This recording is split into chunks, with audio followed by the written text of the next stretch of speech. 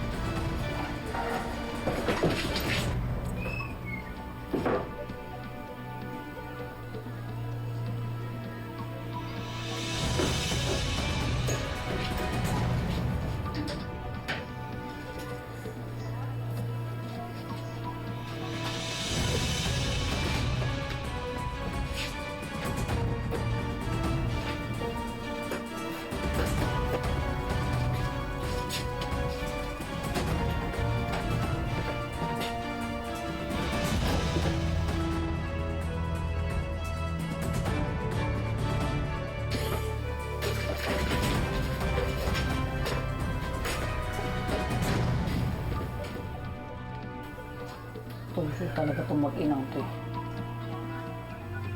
Ako na iligpit na lahat ng mga gamit na pwede kong gamitin laban sa kanila.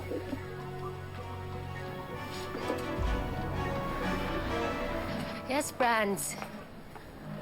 Dumaan lang ako dito sa bahay saglit. Kasi, anong bakit? Bawal? Naiwan ko kasi yung change of clothes ko for later. Eh, prepare ko na yun. Nandun yun sa bed. Nakalimutan ko pa.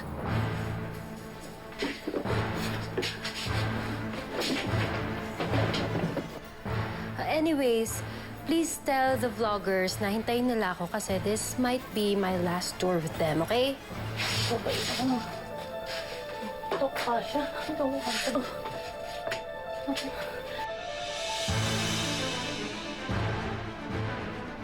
Naku, ang bilis mo makabalik yung babae niya.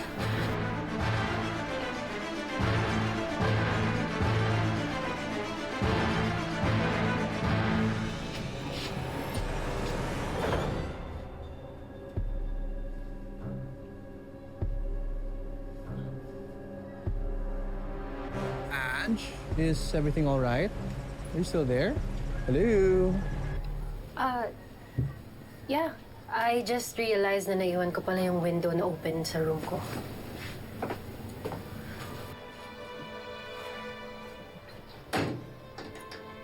Well, anyways, I'll be leaving here na rin soon. I'll see you at the tourist center, okay? Bye, Brands.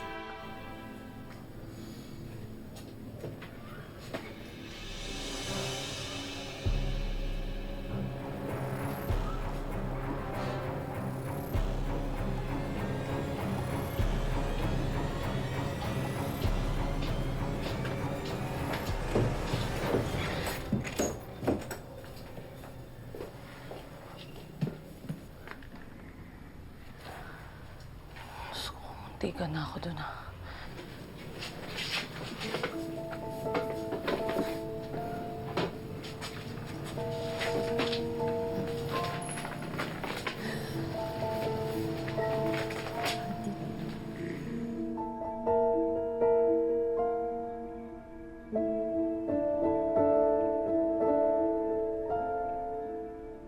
Special delivery for Marikit Kalingal po. Ako po.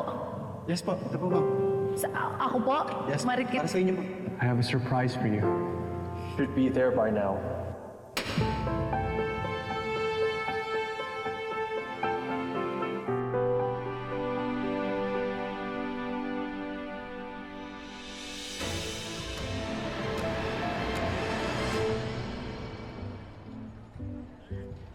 Thank you. Deed of donation? Exactly. Nakasaad sa document na yan na inililipat sa akin ni Gani ang pagmamayari ng land property niya.